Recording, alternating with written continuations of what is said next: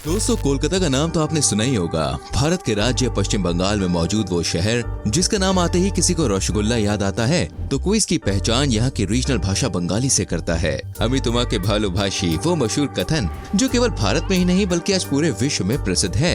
इसका मतलब तो भाई आप जानते ही होंगे, है ना? अगर कोई नहीं जानता तो वो कमेंट बॉक्स को चेक कर सकता है, जहाँ हमारे किसी न किसी भाई या फिर बहन ने इसका मतलब जरूर लिखा होगा। वैसे केवल भाषा ही नहीं, कोलकाता की संस्कृति, सभ्यता, पहनावा और खान पान, ये सब भी दोस्तों दुनिया भर में प्रसिद्ध है।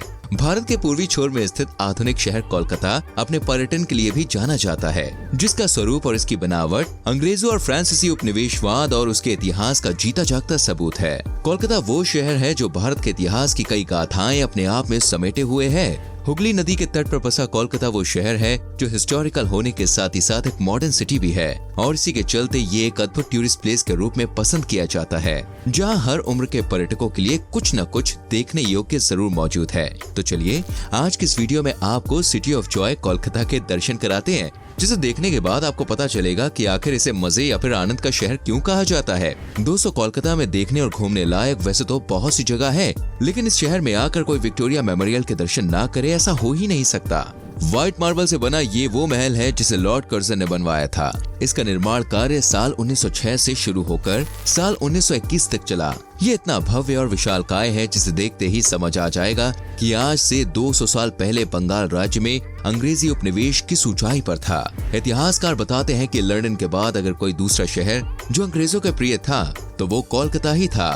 तभी तो साल 1772 से लेकर 1911 तक ये शहर भारत की राजधानी भी हुआ करता था। इतिहास से निकलकर कोलकाता में मौजूद दूसरी जगह पर चलते हैं, जिसका नाम है इको पार्क। ये पार्क भारत के सबसे बड़े पार्कों में से एक पार्क है, जिसका कुल एरिया करीब 475 एकड़ है। इस पार्क की विशेषता ये है कि जो दुनिया घूमने का शौकीन है ना, और उसके पास पैसे नहीं है, तो वो भी इको पार्क जा सकता है, जहाँ दुनिया की सबसे लोकप्रिय स्मारकों की कॉपियाँ बनाई गई है। जी हाँ, बिल्कुल हूबहू।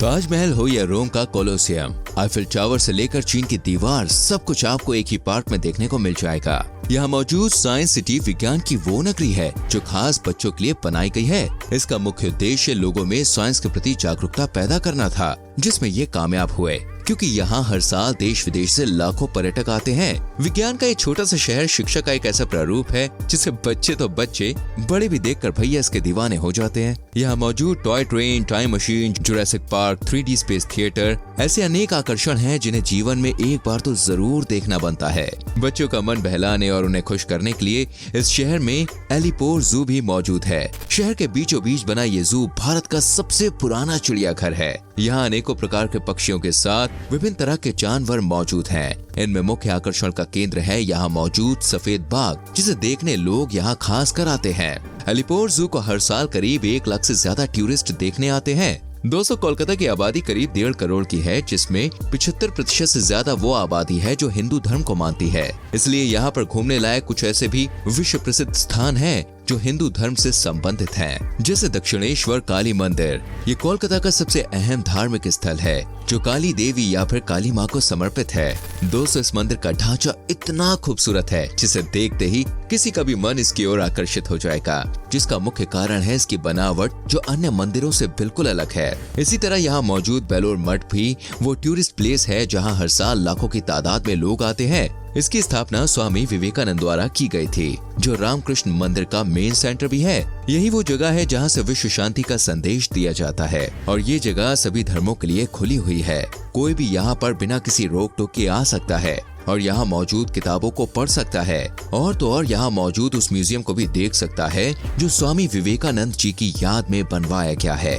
यहाँ मौजूद हावड़ा ब्रिज के भैया क्या ही कहने। कोलकाता स्थित ये ब्रिज दुनिया के सबसे बड़े कैंटिलीवर ब्रिज में से एक है, जो बिना किसी पिलर के मात्र 4 स्तंभों पर टिका हुआ है। इसकी शुरुआत साल 1942 में हुई, जिसे बनाने में करीब 2,65,000 टन स्टील की लागत आई। ये ब्रिज हावड़ा और कोलकाता को आपस में जोड़ता है, जिस पर हर दिन लाखों की संख्या में लोग सफर करते हैं। ये दिन में जितना विशालकाय दिखता है ना, रात ढलते ही ये उतना भव्य हो जाता है, क्योंकि अब इस पर रंग बिरंगी लाइट्स लगा दी गई हैं, जिसका नजारा देखते ही बनता है। भारत का सबसे पुराना संग्रहालय भैया अगर देखना हो तो आप कोलकाता के इंडियन म्यूजियम जा सकते हैं। कोलकाता का सबसे famous Saint Paul cathedral church के दर्शन कर सकते हैं आप। और बंगाल का सबसे मशहूर वाटर पार्क घूमने के लिए आप निको पार्क भी जा सकते हैं, जो कोलकाता में घूमने लायक कुछ और अन्य जगह है। अगर आप शॉपिंग के दीवाने हैं तो आप न्यू मार्केट, पार्क स्ट्रीट, करीहा हाट मार्केट, हावड़ा फूल बाजार, कॉलेज स्ट्रीट और हटी बगान जा सकते हैं, जहां बंगाल की सबसे लोकप्रिय चीजें आपको देखने को मिल जाएंगी। खाने से लेकर कपड़े, आभूषण, हैंडीक्राफ्ट, आर्टिफैक्ट्स, कोलकाता के इन सभी बाजारों में आपको समूचा बंगाल मिल जाएगा। यहाँ मिलने वाले कॉन्शल बैंगल्स, दार्जिलिंग टी, काली खाट पेंटिंग्स, सोलापित हैंडीक्राफ्ट, टेराकोटा और जूट से बनी सामग्री वो सभी चीजें हैं जो यहाँ आने वाले सैलानी अपने साथ जरूर लेकर जा सकते हैं। दोस्तों, घूमने की बात चल रही है तो मैं आपको बताना चाहूंगा कोलकाता के परिवहन के बारे में एक बहुत ही इंटरेस्टिंग फैक्ट। शायद आपको ये बात नहीं पता होगी कि भारत में कोलकाता ही एकमात्र ऐसा शहर है जहां आज भी हाथ गाड़ी देखने को मिल जाएगी। यही नहीं, साउथ ईस्ट एशिया में मौजूद कोलकाता वो एकमात्र शहर है जहां आज भी ट्रम्स चलते हैं। ये वो शहर है जिसे हाईवे से लेकर गली, सड़क, नदी व समुद्र किसी भी रास्ते से घूमा जा सकता है, क्योंकि यहाँ बोट से लेकर बस, रिक्शा, ऑटो, ट्राम से लेकर हाथ गाड़ी जैसे अनेकों व्हीकल्स मौजूद हैं। दोस्तों, इतना घूमने फिरने के बाद भैया थोड़ी पेट पूजा भी कर ही ली जाए। सही कहा ना मैंने? क्योंकि कोलकाता के टूरिस्ट अट्रैक्शन की तरह यहाँ के जो पकवान हैं वो भी उतने ही फेमस हैं और टेस्टी हैं। बंगाल के लोग मछली भात खाना बहुत ज्यादा पसंद करते हैं। इसके अलावा आलू पोस्तो, आलू टोरकरी, शुक्तो, फुचका वो अन्य व्यंजन हैं जो यहाँ खाए और लोगों को खिलाए जाते हैं। हो सकता है कि जिन डिशेस के मैं नाम ले रहा हूँ वो थोड़े गड़बड़ बोल रहा हूँ, क्योंकि देखिए हर शहर में जो चीजें मिलती हैं उसको अलग अलग तरह से पुकारा जाता है। हम कोलकाता से नहीं है पर कोलकाता की जानकारी दे रहे हैं, तो कहीं नाम में गड़बड़ हो जाए तो गुस्सा मत होना, ठीक है? इस शहर में दोस्तों खाने के बाद मीठा खाने की भी एक परंपरा है, जिसे कोलकाता वासी रसगुल्ला, चमचम और मिष्टी दोई खाकर पूरा करते हैं। फ्रेंड्स, कोलकाता एक सांस्कृतिक शहर भी कहलाता है जो अपनी परंपराओं को लेकर सदियों से निष्ठावान है। यहाँ की जाने वाली दुर्गा पूजा आज दुनिया भर में प्रसिद्ध है, जो बंगाल का सबसे प्रमुख त्योहार भी है। दुर्गा पूजा के दौरान सजाए जाने वाले पंडालों को देखने यहाँ हर साल लाखों लोग आते हैं। यही वो समय होता है जब कोलकाता खूबसूरती के चरम पर होता है। इसके अलावा यहाँ रथ यात्रा और ईद भी मुख्य रूप से मनाई जाती है। पढ़ाई लिखाई भी इनकी संस्कृति का एक अहम हिस्सा है। कोलकाता वासियों को पढ़ने लिखने का इतना शौक है कि यहाँ पर भारत की सबसे बड़ी पब्लिक लाइब्रेरी स्थित है। यही नहीं, हर साल देश का सबसे बड़ा बुक फेयर भी इसी शहर कोलकाता में आयोजित किया जाता है।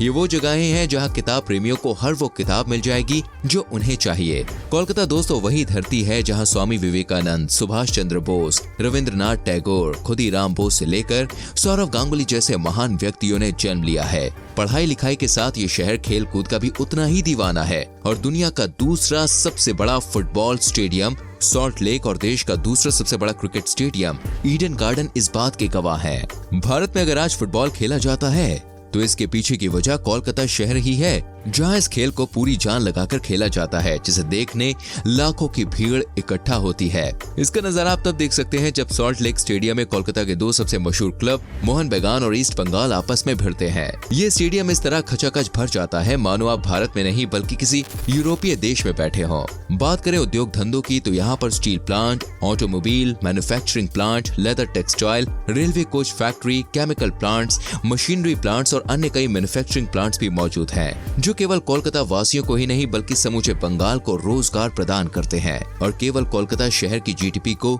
$150 बिलियन के पार पहुंचा देते हैं। अर्थव्यवस्था की बात करें तो आज मुंबई और दिल्ली के बाद कोलकाता शहर भारत देश की तीसरी सबसे बड़ी इकोनॉमी है। वहीं अगर वेस्ट बंगाल की बात करें तो प्रदेश का करीब 75% रेवेन्यू अकेले कोलकाता शहर ही सृजन करता है। यही वो शहर है जहां भारत की सबसे पहली मेट्रो साल 1984 में चली थी, जिसका नेटवर्क आज शहर के सभी मुख्य स्थानों को आपस में जोड़ता है। यही नहीं, कोलकाता का हावड़ा रेलवे स्टेशन भी भारत का सबसे पुराना और बड़ा स्टेशन है, जो आज देश के सभी बड़े शहरों से कनेक्टेड है। ये वो शहर है जिसने भारत को एक नहीं बल्कि 5 नोबेल प्राइज दिलवाए और तो और महान फिल्म निर्माता सत्यजीत रॉय के रूप में देश का पहला ऑस्कर भी दिलवाया।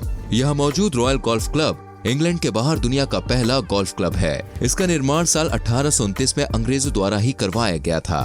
कोलकाता में मौजूद किडरपोर्ट डॉक देश का सबसे पुराना बंदरगाह है। ये देश का इकलौता ऐसा डॉक है जहां नदियां मौजूद है। ये दुनिया भर में प्रसिद्ध है और इसका एक मॉडल न्यूयॉर्क के मेट्रोपॉलिटन म्यूजियम में भी मौजूद है। ये बात तो सभी जानते हैं कि साल 1772 से लेकर साल 1911 तक कोलकाता शहर देश की राजधानी रहा है, लेकिन बहुत ही कम लोग ऐसे हैं जिन्हें ये पता है कि कोलकाता को बदलकर दिल्ली को देश की राजधानी बनाने का फैसला अंग्रेजों को सिर्फ इसलिए लेना पड़ा क्योंकि ये शहर भारत के केंद्र में नहीं था। इसी के चलते अंग्रेज सरकार ने दिल्ली का पुनः निर्माण करवाया ताकि वो देश के केंद्र में रहकर देश को चला सके। मतलब ये कहना गलत नहीं होगा कि भौगोलिक कारणों के चलते कोलकाता को उसकी राजधानी होने का दर्जा गंवाना पड़ा। कोलकाता के इतिहास को थोड़ा और खंगालें तो पता चलता है कि इस शहर को स्थापित करने वाले जॉब चार्नोक थे, जिन्होंने साल 1690 में कोलकाता का निर्माण किया। जॉब एक अंग्रेज अफसर थे जिन्होंने कोलकाता शहर को एक व्यापारिक चौकी के रूप में स्थापित किया। साल 1717 में पहली बार यहाँ पर अंग्रेजों द्वारा ईस्ट इंडिया कंपनी के तहत व्यापार की शुरुआत हुई, जिसके बाद समय के साथ साथ कोलकाता शहर पहले तो भारतीय व्यापार का सबसे बड़ा केंद्र बन गया और ये सिलसिला करीब 200 वर्षों तक चला, जिसके चलते कोलकाता शहर लंदन के बाद दुनिया का सबसे बड़ा इंडस्ट्रियल हब बन गया। लेकिन फिर वो समय आया जिसने कोलकाता शहर की किस्मत बदल के रख दी, जब साल 1911 में कोलकाता को राजधानी का दर्जा गंवाना पड़ा। ये झटका भी बर्दाश्त भी नहीं हुआ था कि इसके बाद कोलकाता को दूसरा झटका तब लगा जब साल 1947 में भारत और पाकिस्तान का विभाजन हुआ, जिसके चलते कोलकाता फिर से एक बार काफी पीछे चला गया, क्योंकि विभाजन के चलते कोलकाता को अपने सभी पूर्व पृष्ठ भाग के हिस्सों का व्यापार खोना पड़ा और आखिरकार ये केवल पश्चिम बंगाल की राजधानी बनकर रह गया। दोस्तों, वीडियो कैसी लगी हमें कमेंट करके बताएं, लाइक और शेयर जरूर करें। संग में चैनल को सब्सक्राइब करके बेल आइकन प्रेस करें जिससे आपसे कोई भी वीडियो मिस ना हो। मिलते हैं अगली वीडियो में, अपना बहुत ख्याल रखिए। Bye bye.